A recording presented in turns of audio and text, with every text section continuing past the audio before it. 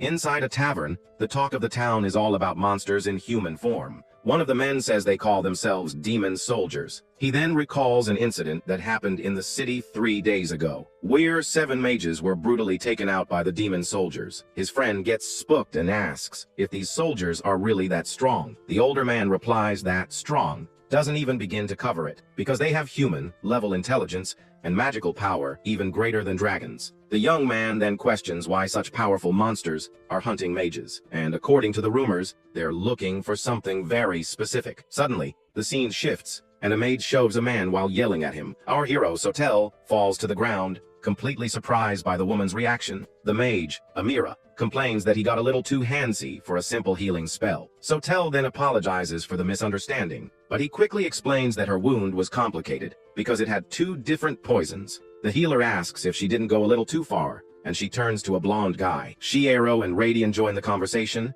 and Radian tells her to just drop it. He says it's a waste of time, and that even looking at Sotel will ruin his drink. Our protagonist is bummed out but agrees in the end. Radian then says Sotel's job is done, and tells him to get lost, and he throws a few coins on the ground as a humiliating payment for the healer. Radian tells him to come back tomorrow, and the party starts to leave, but Sotel calls out to him. Our hero then asks, outraged, if that's all he's getting paid, because on the ground were just a few measly bronze coins. Without even looking back, Radian replies that's what his work is worth. He humiliates him further, saying Sotel is just a burden who hides in the shadows. And right after that, the party enters the building, leaving him all alone. Meanwhile, inside, people recognize the famous Ranka party. Everyone admires the trio and comments that they'll be rank S in no time. Outside, our protagonist stares at the closed door and lets out a sigh. He then remembers he was injured and uses a healing spell on himself. After that, our protagonist gets lost in thought, staring into space. He glares at the coins on the ground with a look of pure defeat. Sotel squeezes his eyes shut,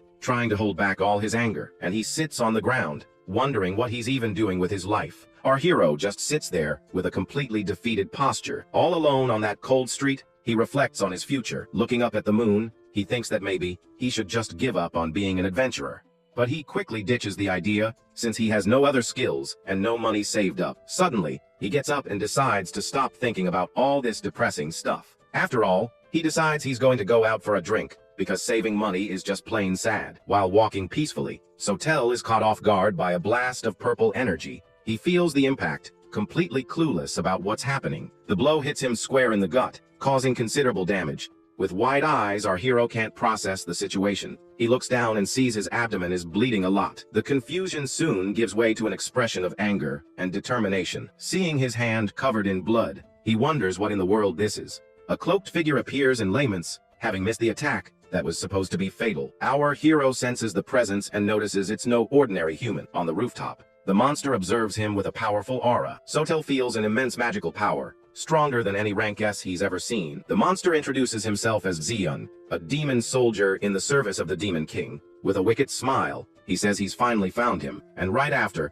he reveals that his mission is to take the life of the healer, Sato. Our protagonist doesn't understand how a demon soldier knows him. Xion attacks again, but Sotel manages to defend himself with his staff. Even while blocking, our protagonist is pushed back by the force of the blow. He quickly uses the spell Angelic Heal to patch up his wound. The demon is impressed by his speed, and Sotel thanks him for the compliment. Now healed, he gets ready for the next round of the fight. Our hero charges at Xion with everything he's got, but the demon taunts him, telling him to stop holding back. Sotel replies that he's not messing around, and realizes the monster really wants to end him. He doesn't get why, since he considers himself just a washed-up, rank F healer. Xion is completely shocked by our protagonist's statement. The demon then asks if he really doesn't know the extent of his own power. Our protagonist is confused, and Xion calls him a wasted treasure, and he reveals that he possesses a 1 in a 1,000-year ability. Suddenly, Xion attacks him by surprise, and Sotel screams, not understanding what's happening. The strike is too fast and hits our hero dead on. In the blink of an eye, Sotel's head is separated from his body. Xion explains that even incomplete, his power would become a threat in the future. Our protagonist is disoriented as his consciousness slowly fades. He sees his own body on the ground and wonders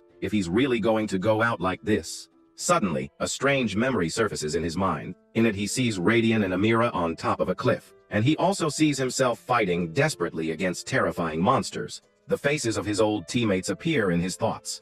He remembers how he was excluded by the party, and realizes he doesn't have a single good memory.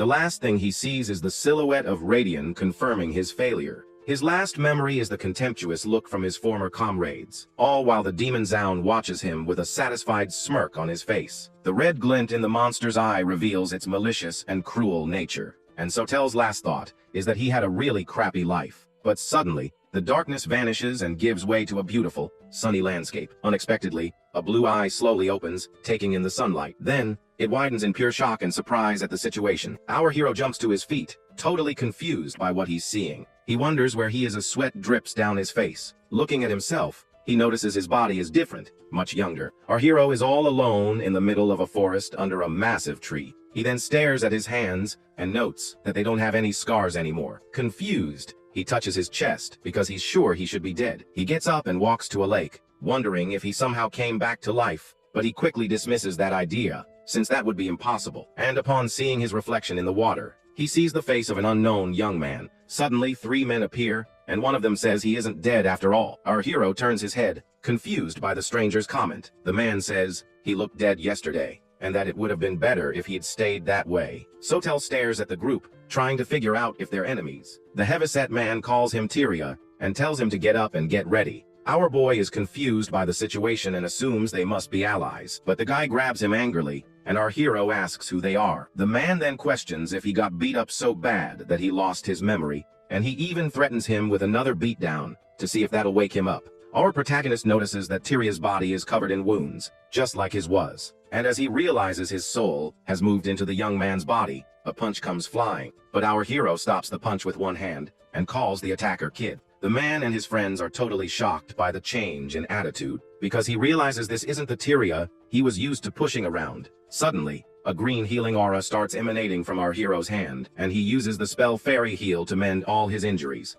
One of the cronies is surprised and asks when he learned to use healing magic. Our protagonist then replies that he's not the Tyria they knew anymore. The big guy gets ticked off by the response and takes his anger out on a nearby bird, and he yells at our hero not to get cocky just because he got a little stronger. He then threatens to kill him and tells his friends to attack with everything they've got. Our protagonist feels genuinely annoyed for the first time in a long while. He thanks Tyria for the body and prepares to teach these guys a lesson. And then he lunges forward with absurd speed toward the 2 goons. With impressive speed, he grabs the head of the first goon, and with a single, powerful blow, our hero knocks him out instantly. He then turns to the next one and warns him that he's up. The second goon gets furious and yells at him not to underestimate them. But our protagonist dodges the punch with ridiculous ease, and he lands a powerful counter attack right in the brute's stomach. The man is left gasping for air, and our hero comments that the hit wasn't half bad. The leader of the group is shocked, wondering what the heck is going on.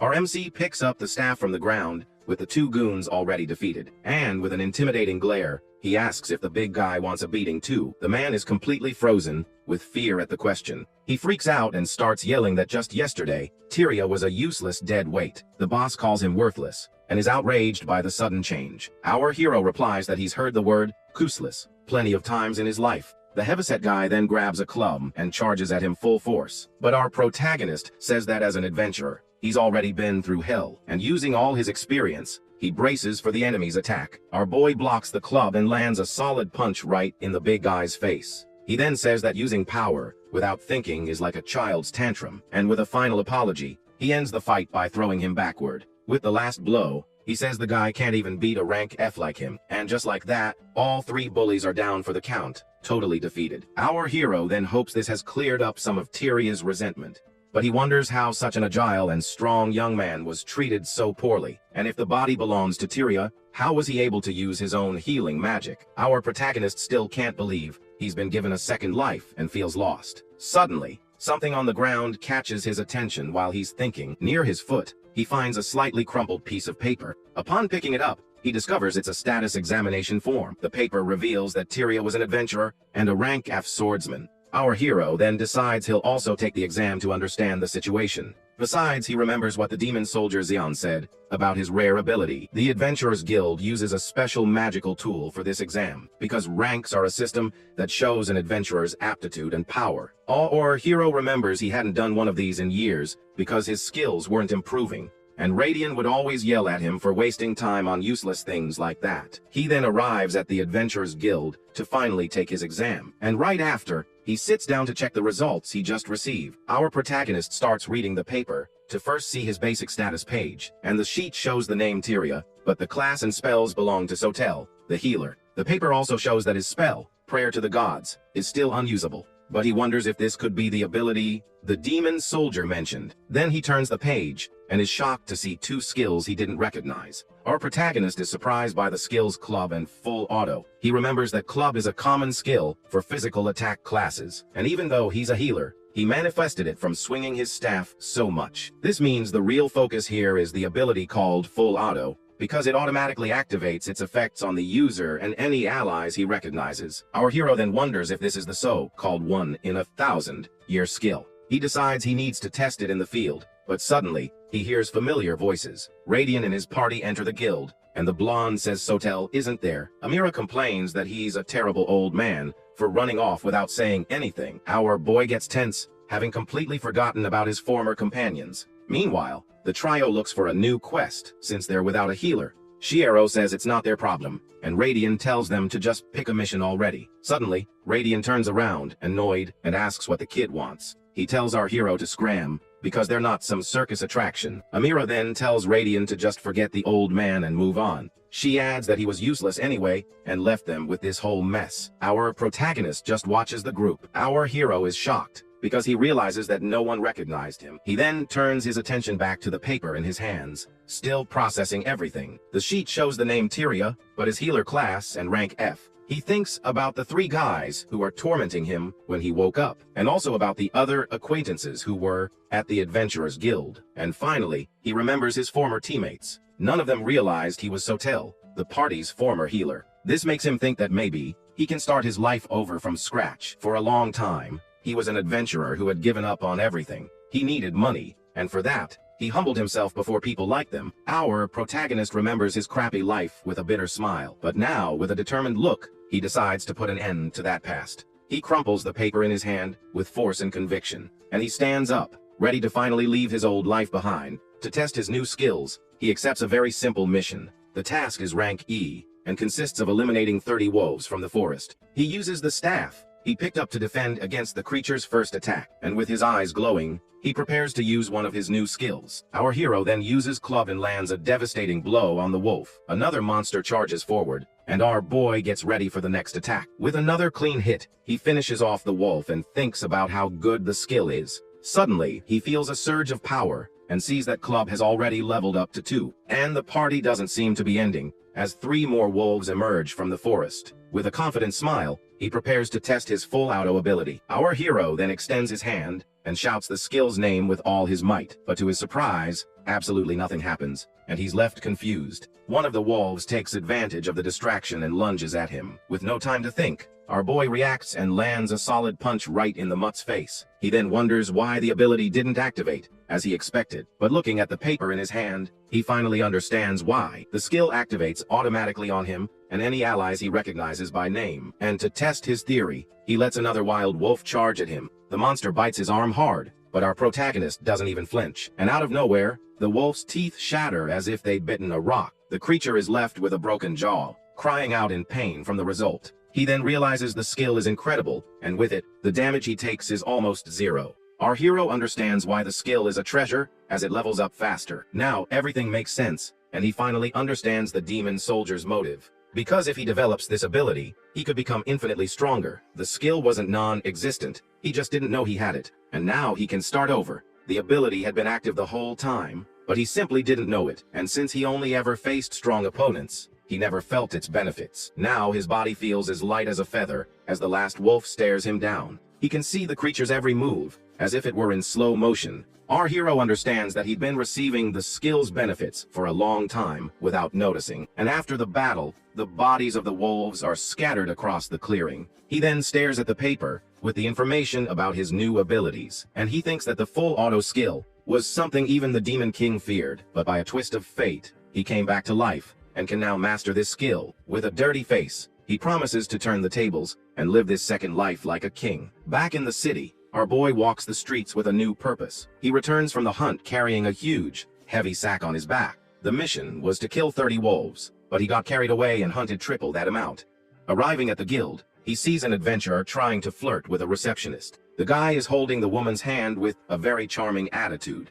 He calls her Rosa and asks if she has a little free time for him. The woman smiles shyly, but seems to be enjoying the attention. The adventurer says her shyness is cute and asks her out, but their conversation is interrupted when someone shows up behind the guy. The adventurer then slaps their hand away. The adventurer gets annoyed, but is cut off by a loud thud on the counter, because our hero slams a giant sack on the table, startling the receptionist, Rosa, and right after that, he throws down another huge sack, surprising the woman even more. Our boy then asks with an innocent face if he did something wrong. Poor Rosa is almost buried by the sacks of items he brought, and she's even more shocked by the size and weight of it all. Our protagonist hands over the mission paper and says he's here to turn in the quest. The woman takes the paper and is shocked to read that the mission was for 30 wolves, and her jaw drops even further when she sees the amount of loot he brought back. He then apologizes and says he accidentally hunted a little extra. The adventurer who was watching him is speechless at the scene he just witnessed, because this rookie named Tyria seemed to have an incredible skill. Our hero asks if it's a problem, but Rosa excitedly cuts him off. She congratulates him on completing the mission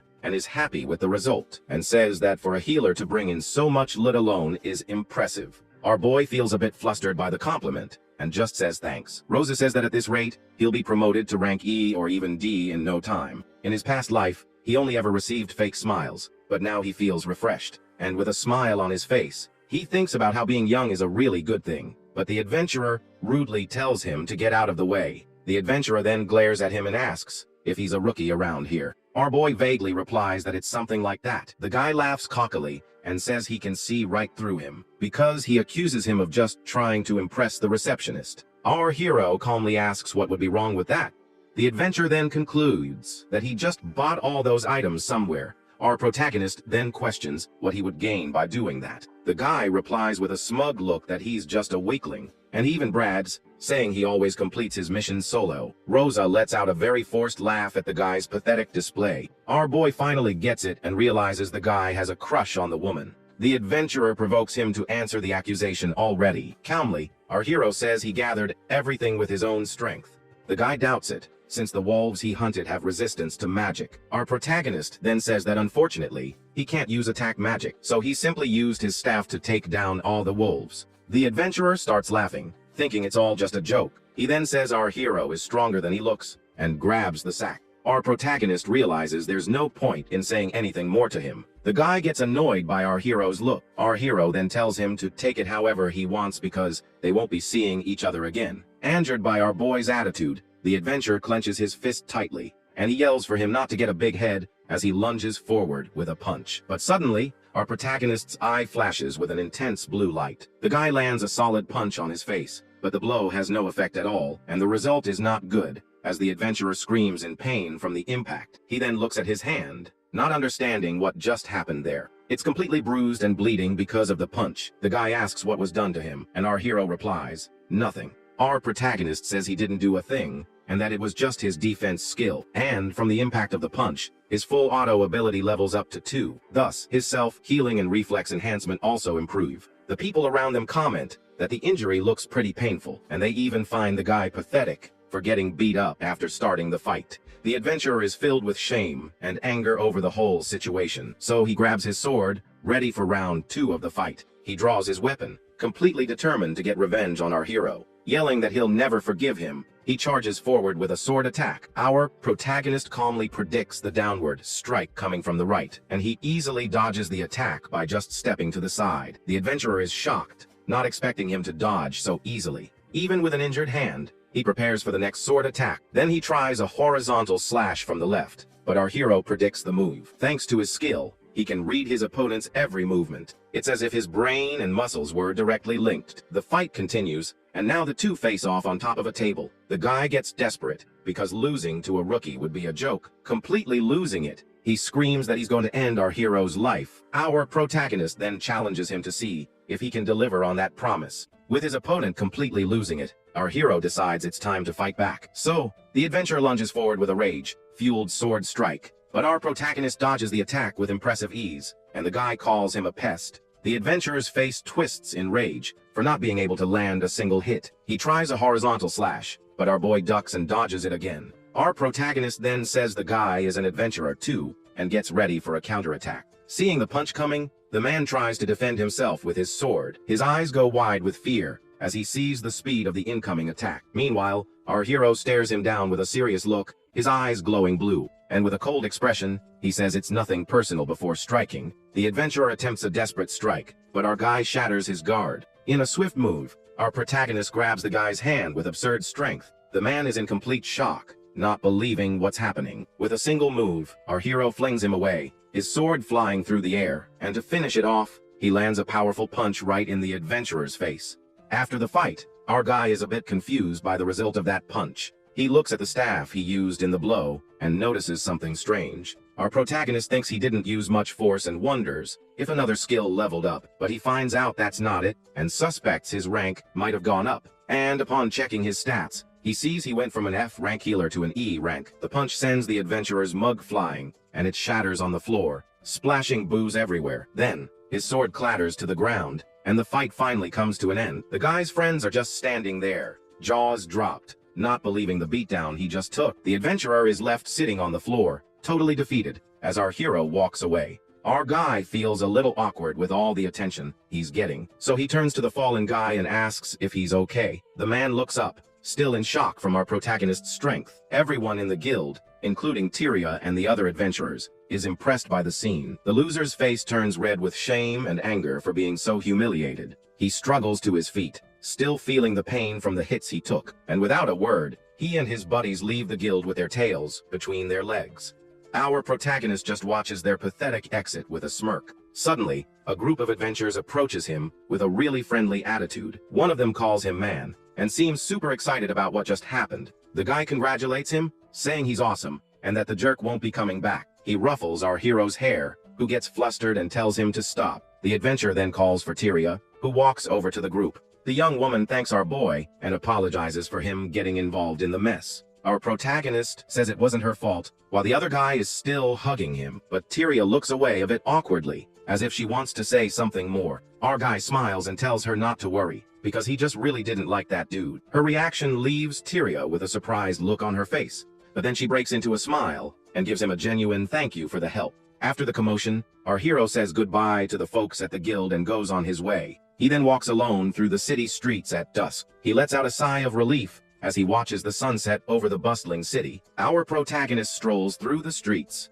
thinking about everything that happened. He reflects that he was attacked, came back to life, and even did a solo mission, all in a single day, and with a slight smile on his face. He thinks about how insane all of it was, but despite all the craziness, he admits he had a lot of fun. He remembers that for decades his skills never improved, and he was a total failure. However, now he reaches his hand out to the sun, feeling this new opportunity. Living a new life in this body might not be such a bad idea after all. And with that in mind, he decides he can head to the city of Baldaria. He remembers the last time he was there was about 3 months ago, and it's not a fond memory, since he was thrown into a monster nest. His old companions pushed him in there just for kicks. Back then, he was full of energy and wanted to eat until he couldn't move. However, with Radian and the others around, he couldn't do what he wanted. He'd end up just eating vegetables, while watching them devour all the meat. He remembers Shiero once gave him a piece of meat out of pity, but it gave him such bad indigestion that he got really sick. However, with this new body,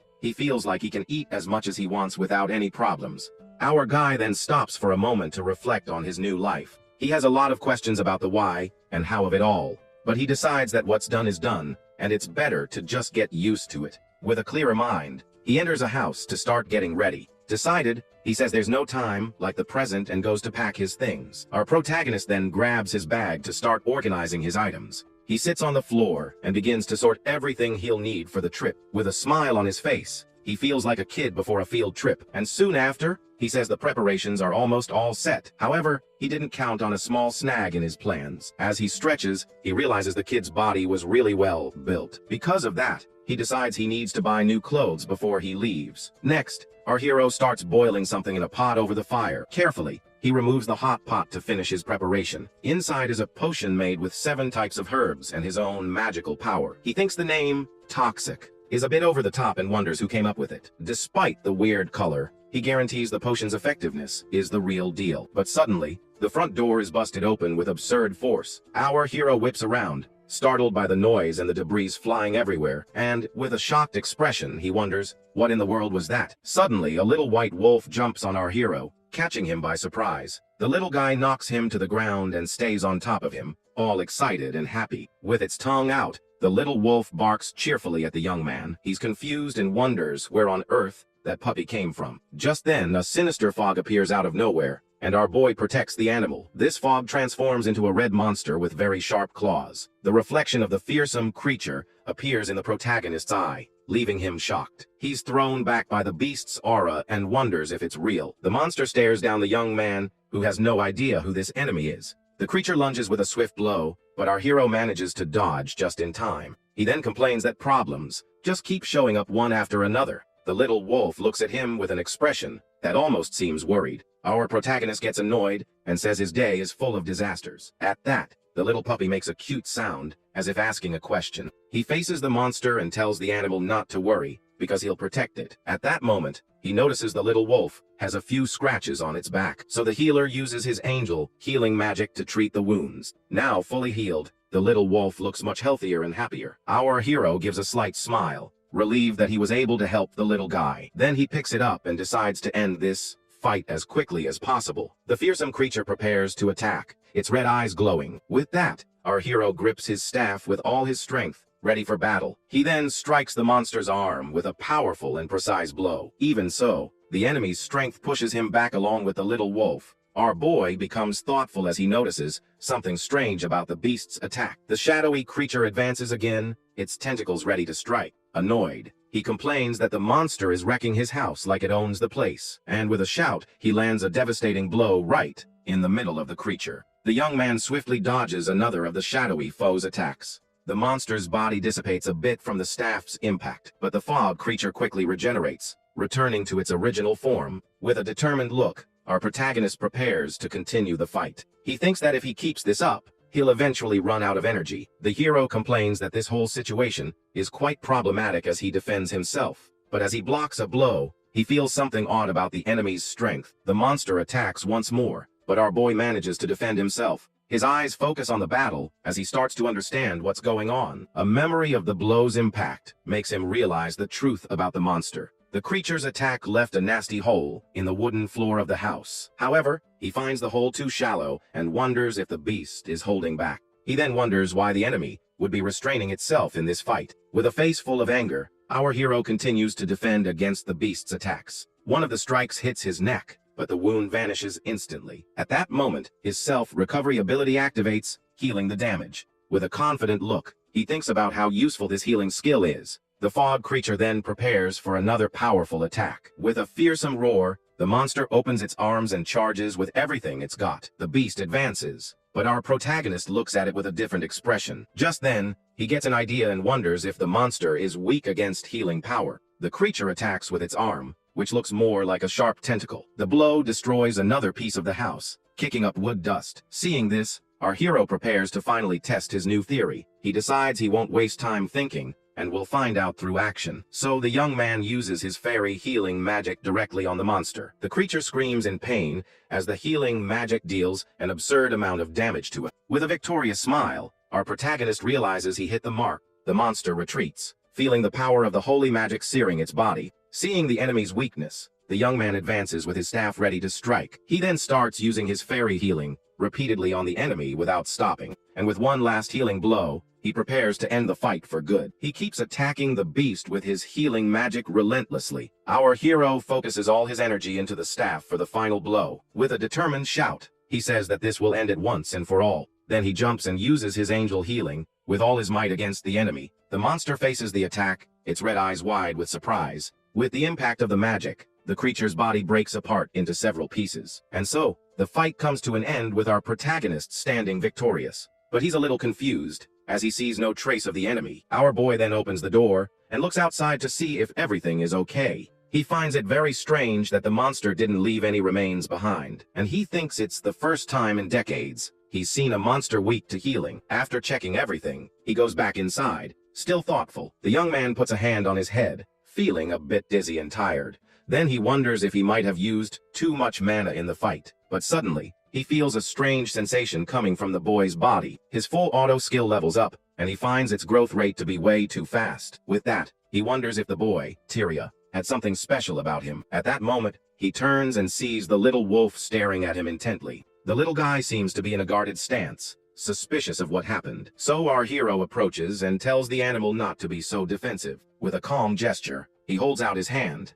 and says that everything is fine now. Unexpectedly, the little wolf lunges forward and swats our hero's hand away. The young man is left completely confused as the animal stares at him seriously. To his surprise, the white wolf speaks and asks if he isn't Tyria. The animal then asks where Tyria is and why he has that appearance. Completely in shock, our protagonist can't believe the puppy just talked. A status screen appears, revealing that his skills have leveled up. Filled with anger, the wolf bares its teeth and demands to know what he did to Tyria. The healer then asks if Tyria was perhaps the owner of this body. The animal seems to understand the situation and readies its sharp claws. Full of fury, the wolf accuses him of simply stealing its friend's body. The young man quickly tries to explain, denying that he did that to the boy, but the animal doesn't listen and lunges at him with all its fury. Now the two face off, creating incredible tension, and the wolf is ready to pounce. Our hero yells as the white wolf leaps toward him to attack. Without hesitation, the creature bites the young man's arm with considerable force.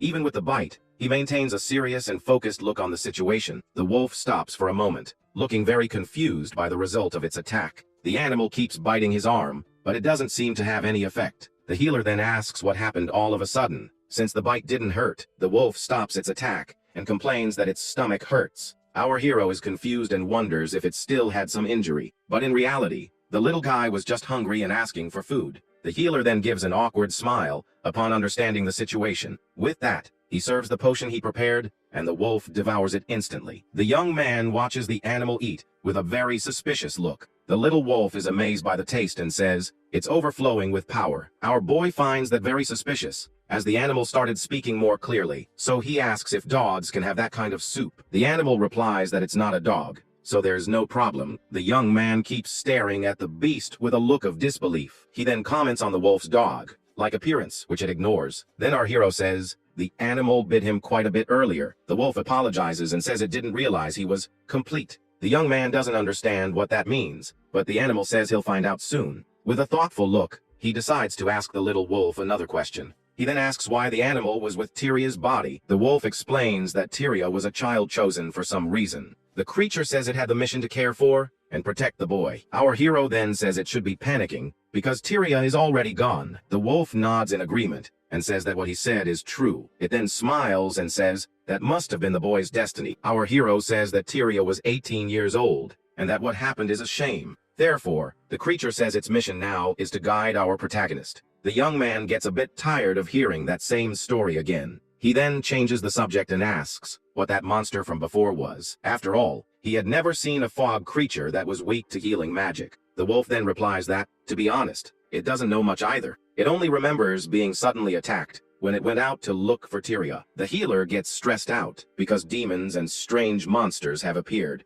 The creature then looks at him and asks if he happens to know about the demons. At this, the wolf gets serious and wonders if they finally started to make their move. The animal stays silent for a while, making our hero very curious. The young man sighs and says that if it's not going to talk, then just forget it. With that, he picks the little wolf up in a very clumsy way. The healer carries it to the door and says it can go home now. He then reveals that he's going to start a journey the next morning. The young man says it's none of its business where he's going, as it's his new life. But the wolf refuses and says it will accompany him on this journey anyway. After all, it says that if it doesn't, it won't be able to face Tyria later. Our hero says he doesn't need a guardian, as he's too old for that. But the wolf insists it needs to stay by his side, especially if the demons have made a move. Then the creature starts to glow and says it's surprisingly useful when it wants to be. Our boy is shocked by the light, and the animal says it hasn't properly introduced itself yet. It reveals itself as Gracia of the Sky Messenger's clan and carries him into the air. Our hero gives a somewhat forced smile at the whole unexpected situation. His blue eye reflects the sky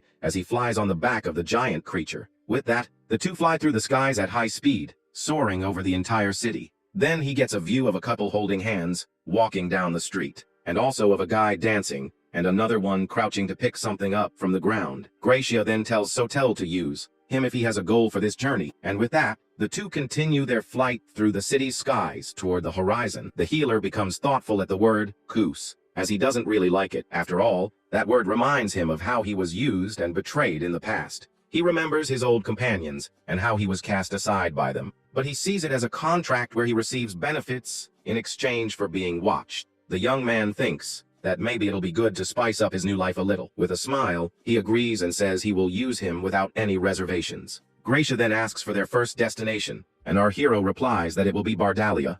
The wolf recognizes the city, and the young man says they'll go to Filialka, the city of fairies. Afterward, our hero explains that he likes the figures from that city, and the wolf finds that hobby quite unexpected. The young man agrees with a thoughtful look, but he has other plans in mind. He wants to drink sake and eat some really grazy meat skewers. The healer also wants to enjoy his hobbies to the fullest without any worries. With a smile, he says he wants to get back all this little happiness he lost. Then the two arrive in the city of Bardalia, which is very busy at dusk. Through the streets, many people are walking and enjoying the city's peaceful night. Our hero observes the hustle and bustle and the food stalls with a curious gaze. Gracia comments that the place is very lively and seems excited by the view. The young man agrees and says the energy here is different from where he used to live, and that's why he wanted to stop by Tyria's house to get some new clothes. But the creature says their time is limited and they can't waste it. The wolf suggests he use fur like it does, and the young man replies that he's unfortunately human. The creature then looks at him with a smile and asks why he's so grumpy. Just then, they arrive at a shop, and Gracia asks if this is where he wanted to go. The young man then opens the door and enters the establishment to do his shopping, but to his surprise the place is dark, and he sees only one woman inside. The lady apologizes and informs him that the shop is temporarily closed for the day. Our hero is a bit surprised and disappointed by the unexpected news. With a sigh, he just nods and prepares to leave the place. The lady apologizes and says the shop won't be opening for a long time. Our hero is confused by the news and doesn't understand the reason for the closure. She then explains that the truth is they can no longer go to the animal pasture. That was a peaceful place where the creatures grazed freely. But now a dragon has settled in a cave right in the middle of the path. The young man is completely shocked and asks if she really said a dragon. The woman just confirms with a nod, her expression very sad and disheartened. With that, the two say their goodbyes and leave the shop without getting what they wanted. Gracia comments that not only was it a dragon, but it was also a rare variant. The creature says our hero is unlucky to be stopped right at the start of his journey. The young man then clenches his fist tightly, showing his determination. With a confident look, he says that's why he's thinking of taking down the dragon. The wolf is shocked by the idea and asks if he's gone crazy. After all, even a normal dragon requires an A-rank party or higher to fight. But the healer shouts that it's human nature to want to take on impossible challenges. The creature looks at the young man with an expression of disbelief at his craziness. Gracia then asks if he has any chance of winning that fight. The young man says the dragon's specialty is poison and that it's compatible with his healing, but he admits that its method of attack is still a big problem in the fight. He explains that its scales are harder than orichalcum, and Gracia notes his experience. Our hero reveals that a long time ago, he fought against dragons a few times, but he only remembers being treated like a shield and having some terrible times. The creature gets confused and wonders about this long time ago. The young man laughs and says he's much older than he looks. Then, he admits the odds are against him if he attacks the way he is now. Gracia looks at him seriously, as he says he needs weapons and equipment. That's why he wants to get some armor, and the wolf has no objection. With their plan set, the two then arrive at a weapons shop in the city. Our hero enters the place, and a bald shopkeeper greets him with a welcome. The healer says he's going to hunt a dragon, and asks if he has any weapons for it. The man is very surprised by the request and repeats the word dragon. With a mocking smile, he tells the boy to forget it and go play with his little dog. Gracia gets furious, but our hero calms him down and apologizes for his temper. The young man then tells him not to worry, as he has plenty of money. With that, he throws a heavy bag full of coins onto the counter. The shopkeeper stares at the bag of money with an expression of pure surprise. Then he opens the bag carefully, while the little wolf watches him angrily. The bald man is completely shocked to see the amount of money in there. To his surprise, the bag was packed with dozens of gold coins. In disbelief, he picks up one of the coins to make sure it's real. The gold coin shines brightly in the shopkeeper's hand, much to our hero's surprise. With that, his attitude changes, and he says the young man should have said so sooner. The man quickly recommends a staff made from a spirit tree over 100 years old. Our boy laughs and thinks it was a great idea to hunt monsters. The shopkeeper continues showing off various other pieces of equipment with a big smile. But the young man's gaze focuses on something, and the man carefully picks up a sword. His blue eyes sparkle as he sees the weapon, which gleams with a strong, golden light. The healer then takes the sword, and the shopkeeper praises him for his good taste in choosing it. He then explains that the weapon is made from a rare, or called atherast. The sword emanates a blue aura, and its magical conductivity is very high. The shopkeeper then asks where he's from, as he's never seen him around before. He notes that the young man is well dressed, and that even his dog has a dignified air about it. At that, our hero says he'll buy it, and Gracia asks if he knows how to use a sword. The young man replies that, to tell the truth, he's never held a weapon like that before. He remembers that swords were Radiant's specialty, but he thinks it looks really cool. Seeing that, Gracia says it's his money, and he can do what he wants with it. The healer then leaves the shop, all excited with his new sword on his back. After that, the two head to the forest, where the dragon is hiding. Upon arriving, they find a cave with pools of poison everywhere. The poison is stronger than the rumors said, and a green aura protects his feet. A green healing aura surrounds the white creature, preparing it for battle. With the skill active, the healing effect is constant, and he asks if the wolf is nervous. But the young man replies that he's not nervous at all. In fact, he's very excited. Gracia then says that's great, because it has high expectations for the battle. With everything ready, the hero turns and, along with his partner, enters the dark cave. The creature stares into the darkness, thinking about the power they had sought for so long. After all, that is the true nature of the legendary skill that appears once every 1,000 years. And with the dragon hunt, he'll finally be able to verify its true essence. It all goes back 2 years ago when a silver-haired warrior used her purple powers against the danger. Then a colossal dragon with pink scales and red eyes appears, glowing brightly in the darkness. With that, the group of adventurers faces the giant beast in a life or death battle in the middle of an open field. At that moment, the healer's hands prepare to cast a powerful restoration spell on his allies. He then uses his angelic healing magic to restore the strength of his ally who was injured in combat. But the annoyed blonde man charges forward with his sword, ready to pierce the tough skin of this flying monster. The pink-haired maid shouts magical words as she prepares a fire attack against the winged enemy. A giant explosion occurs in front of the creature, while the warrior attempts a decisive aerial strike. At this, the giant beast glares at the humans with a look of pure hatred and contempt for their audacity. Radian grinds his teeth in frustration, realizing his physical attacks are having no effect on the beast. The swordsman then complains that at this rate,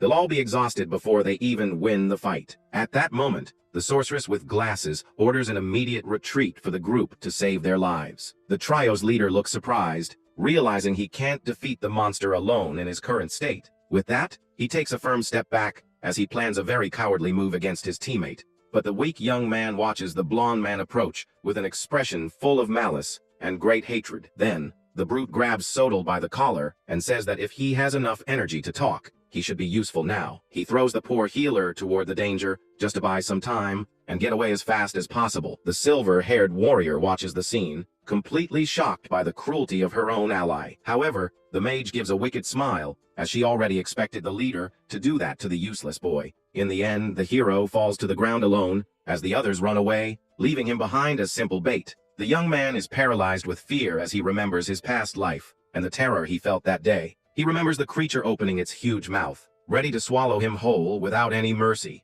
Even facing his imminent end, he used his angel's healing to protect himself from the beast's venomous attack. The healer was thrown far by the force of the blow, but still tried to stay on his feet in the fight. Desperate, he drank several fairy healing potions to avoid being defeated by the giant creature. Back in the present, our hero and his furry partner face the entrance of the enemy's dark cave. He remembers that he was so injured back then that he could barely sleep, and that he's been through worse. Gracia asks if he's really going in, and the wolf says he won't repeat the mistake he made with Tyria. Our protagonist understands his new teammate's determination and agrees in silence. With that, the two enter the dangerous cave, which is filled with pools of purple poison everywhere. The poison bubbles on the ground while more drops fall from the ceiling, making the environment quite deadly. The young man warns that breathing is getting difficult, and that even the dragon's breath can be dangerous. The white creature gets scared and complains that he should have warned him about this long before they went in. Our hero smiles and tells the wolf not to worry, because the full auto skill affects him too. He then understands that the ability activates on its own for him,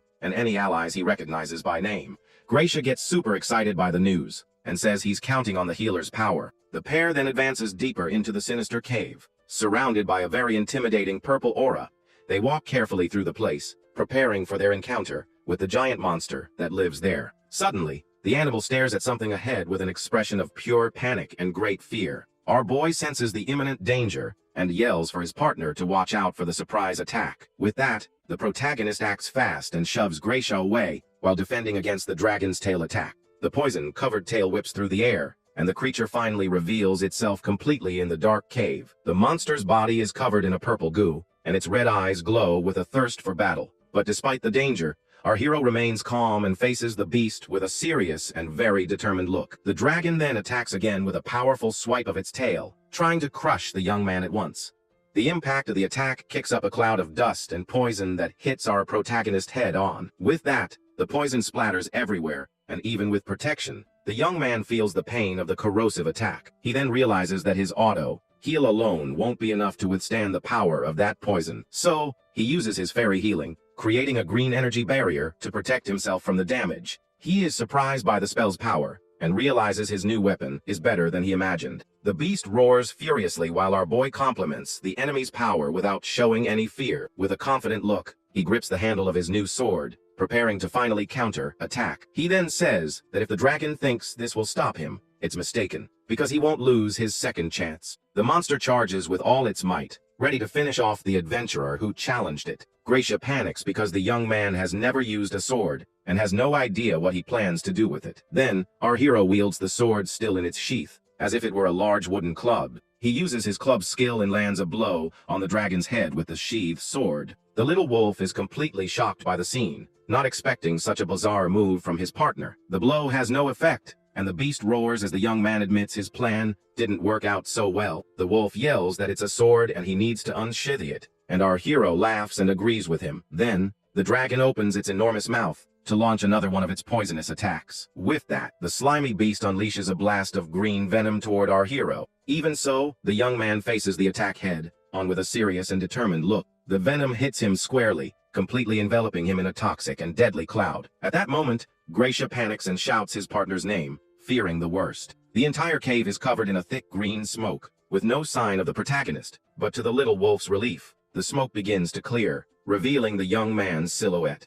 He then emerges with his sword unsheathed and glowing, saying that was a close one. The wolf is shocked, wondering if he nullified the poison with healing magic on reflex. Our hero realizes his casting speed is off the charts and becomes thoughtful. The blade of his new sword shines with an intense blue light, absorbing his magical energy. He then understands that the sheath melted, but the blade absorbs his healing and is incredible. Gracia runs to him to see if he's okay, and the healer confirms that he's great. Without giving them time to rest, the monster lunges with its sharp claws for the next strike. With that, our hero prepares for the counterattack, swinging his sword with all his might. He tells the creature to calm down, because it's being very loud and restless. Then the young man charges forward with his blue, glowing sword, ready to slice the giant monster. A dark, muscular figure appears as the manifestation of his newfound power. Now, with his face hidden, he prepares to show the extent of his abilities. With a confident smile, he gets ready to use the full power of his new magic sword. Suddenly, our hero wonders what that strange sensation he's feeling is.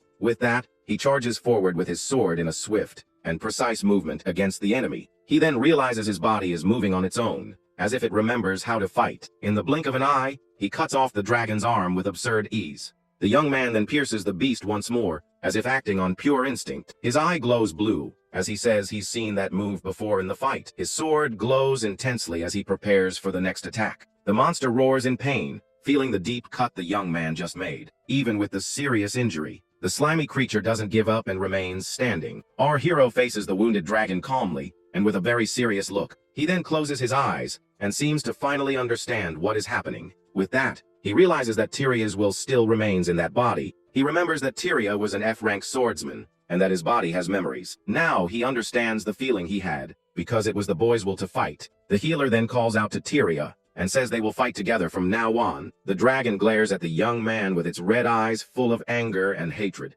Now, the two prepare for the final showdown that will decide the fate of that fight. Our protagonist's eyes and his sword glow with an intense, blue light. The giant beast roars in pain and frustration as it reaches its limit. But suddenly, the monster makes an unexpected move and surprises the young man. With that, the giant beast charges furiously toward the two with its wings spread. But the little wolf seems to have a very bold and sneaky plan in mind. Suddenly, the dragon turns and tries to escape by flying far away from the battle. Gracia then bites the monster's tail and is carried along in its escape. The creature flies out of the cave at high speed with the hero's partner. It soars into the open sky, while our protagonist watches everything from the ground. The monster continues its desperate escape through the skies of that region. The wolf gets furious because the dragon is treating him like a simple animal. He then uses the barrel on his back to force open the enemy's mouth. Baring its teeth, the white creature shows that it's not messing around. With that, the giant beast lets go of the little wolf, who falls toward the ground.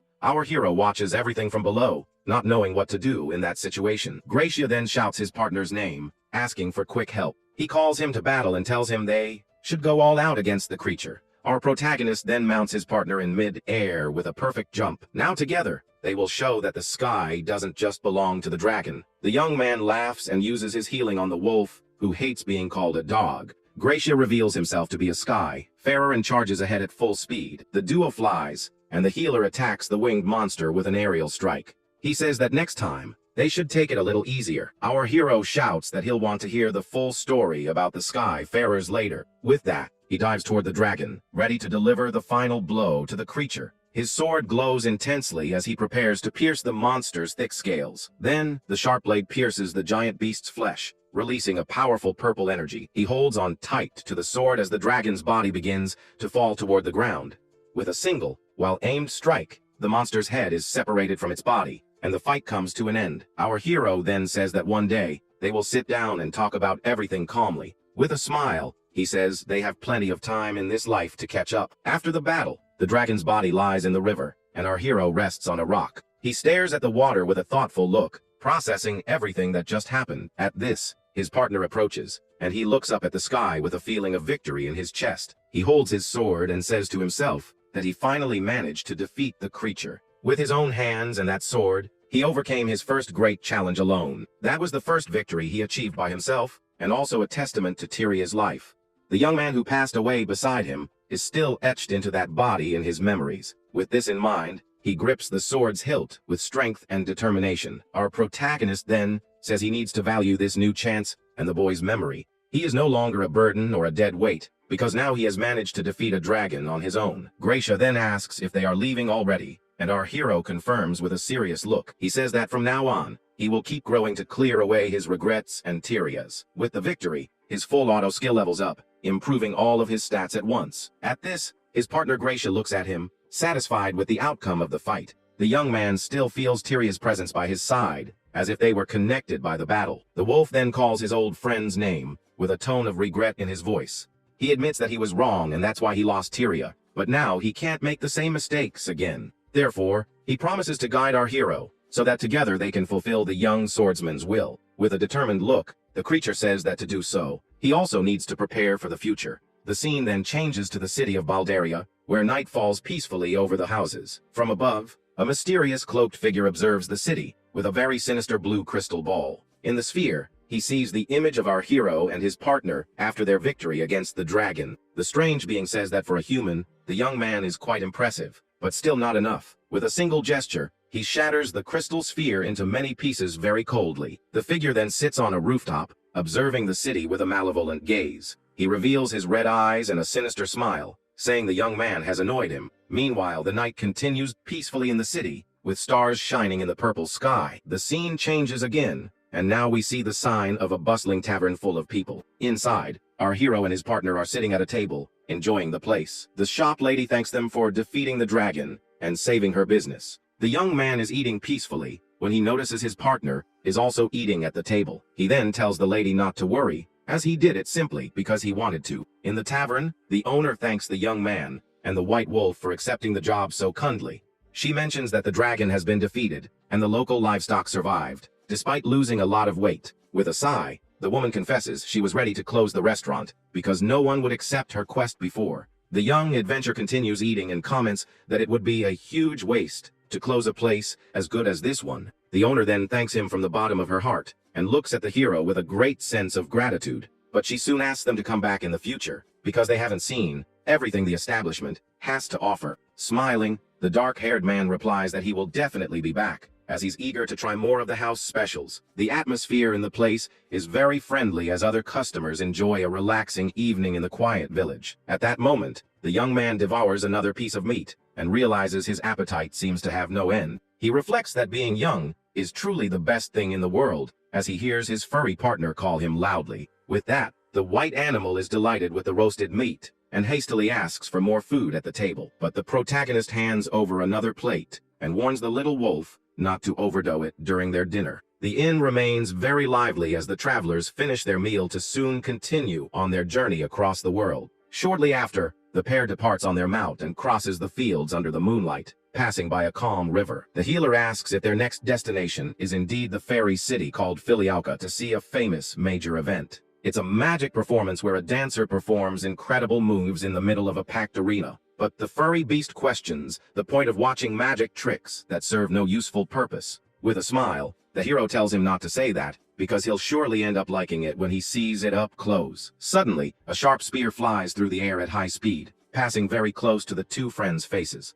At that moment, the young man and his companion have a look of pure shock, as they realize they are under a surprise attack. At that moment, we see a blonde archer in the middle of the dark forest, who seems to be watching the path carefully. Then, the girl appears in front of the dark-haired man and his wolf, and the mood gets a little awkward between them. But she quickly starts apologizing desperately for almost hitting them with her deadly attack. With that, the young woman shows she is very embarrassed and worried about what she just did by accident. At that moment, she bows deeply and repeats several times that she is very sorry for the scare she gave them. The protagonist then tells her to relax and not worry about what happened, as everything is fine. With a calmer look, the blonde girl thanks him and comments that she almost became a criminal on her very first day. He then makes a slightly awkward face upon hearing the new adventurer's confession, who seems to be quite clumsy. At this, the young woman looks at her own calloused hands as she holds her wooden bow, with a certain amount of force and pain. But the hero notices that her fingers are bleeding from the excessive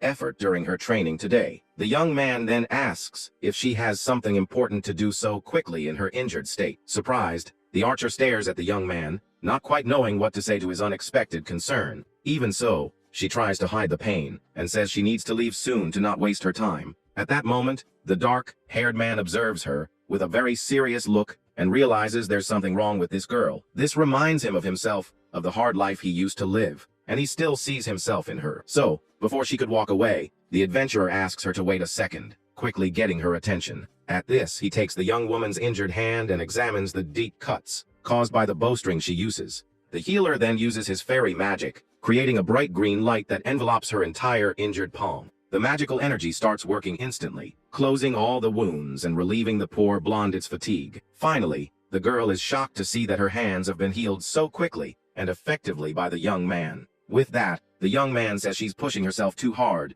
and that the fear of not seeing results can be terrible. He remembers his past and warns that forcing things with willpower can break both body and mind. The archer listens intently as the hero asks if she thinks she can achieve anything in that state of exhaustion. At this, the young woman agrees and realizes he's right about the excessive training she was doing. The protagonist then says that after a good rest, she might be able to shoot even better with her bow. He smiles and says he's heading to Filialka and asks if she lives in that city since she was training there. With a gentle look, the young man asks if he can accompany her for a while on her way back home. The young woman is a bit surprised by the unexpected invitation, but doesn't seem to reject the idea of having company. With a smile, she accepts and thanks him very much for the kindness of the new friend she just met in the forest. But suddenly, the young man is shocked to learn that the Lumina figure event he wanted to see so badly has been cancelled. He then asks the girl if that sad news is really true, as he can't believe what he just heard. Lucia confirms and explains that the fairy princess Maris can no longer perform for some unknown reason. She comments that the young man is very unlucky, as it seems nothing has been going right for him on his journey lately. The blonde girl then pets Gracia's head and says that even the little doggy was looking forward to the show. Seeing this, the hero realizes that other people can't hear the voice of his talking furry partner. With that, Lucia asks if Sadiel is a big fan of the Lumina figure performances to be so upset. He confirms excitedly and praises the magical techniques and delicate body movements of the show. At this, we see an image of the dancers performing with their purple dresses on a bright and magical stage. The young man then says with a smile that those performances are a true form of complete and beautiful art. He finishes by saying that in a way, The Lumina figure is a source of hope for him, and the blonde girl is surprised. He explains that some Lumina performers gave up on fighting, and he feels a connection to them. The young man remembers that even healers need attack magic to level up in the guild, but no matter how much he trained, he could never learn any offensive spells to defend himself. The blonde girl is confused by the young man's story and doesn't quite understand what he means. But seeing the performers on stage gives him courage and seems to save his old self from the darkness. With a smile, Lucia says that he says things that don't match his apparent age. She then reminds him of his own words about not needing to rush to get things done. The dark-haired man smiles and agrees that she's right about the advice he himself gave earlier. He then changes the subject and asks why the dancer Maris can no longer perform at the event. The protagonist has a serious expression as he awaits the answer from his new companion. With a sad look, the archer reveals that the truth is Maris is sick with something serious. It's an illness that can't be cured with common remedies and requires material from a special monster. That's why the young woman clenches her fist and says she's trying so hard because of her sick friend. The young man then understands everything and asks if she was training with her bow and arrow for that reason. She confirms with a smile, saying she knows it's impossible, but that it's something she has to try. With a determined look, the blonde girl reveals that the girl is her one and only true best friend. The healer then smiles with his eyes closed and says that the blonde is very strong for doing this. With that, he asks what exactly is the material needed to create the cure for the illness.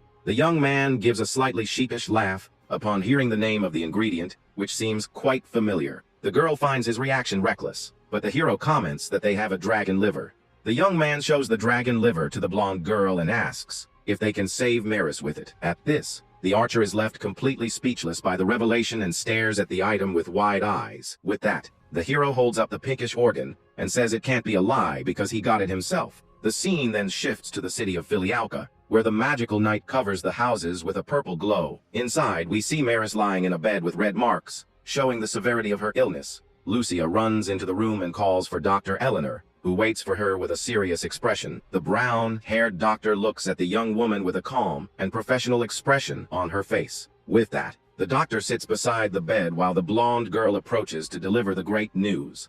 Crying with happiness, Lucia shows the dragon liver she obtained for her friend's cure. From the doorway, the protagonist watches the whole scene in silence with a very calm expression on his face. The woman in white then looks at the item with a very suspicious surprise in her eyes. The healer continues to observe the interaction between the two with a serious and very wary look. At that moment, he asks if that is really enough to cure the girl in the bed. The doctor then hugs Lucia and says that this is wonderful for the patient's treatment. The young man watches the scene from afar as the blonde girl cries, with relief on the older woman's shoulder. But our hero is confused by the situation and wonders what is really happening there. The doctor then gives a strange and mysterious look that makes the atmosphere in the room very tense. With tears in her eyes, the archer asks if this means her friend will finally be saved. The woman confirms that she will save her, and Lucia celebrates the news she had been waiting so long to hear. Eleanor then looks at the young man and asks if he was the one who brought the item, and he says it was a coincidence. The doctor gives a suspicious smile and says she understands the situation clearly. With a serious look, the protagonist simply replies that it was very lucky. Suddenly, he feels a strange energy,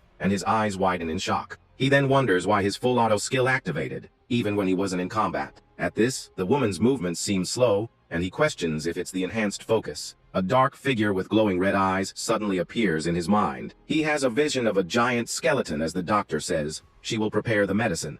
The young man then approaches her with an expression of pure suspicion and tension. With that, the adventurer is on high alert, as he feels something is very wrong. Lucia notices his attitude and calls his name with a concerned expression. She tells him not to worry because Dr. Eleanor is very trustworthy in the city. The blonde girl explains that even the children take her medicine and call her a mage. The healer hears the story and comments that it is indeed impressive. Then the bedroom door closes, and the atmosphere inside becomes much heavier. Our hero wonders what that sense of danger he felt a moment ago was. The doctor returns with another patient, and the archer asks if it's what she thinks it is. At this, the woman shows a vial with a red and very shiny potion in her hand. She says with a smile that if the sick girl drinks it, she will recover instantly. The marks of the illness are still visible on poor Maris's face and neck, but the young man interrupts and says he wants to ask something, just for educational purposes. With a serious look, the protagonist asks what the ingredients of that suspicious medicine are. The doctor gives a smile and says she will list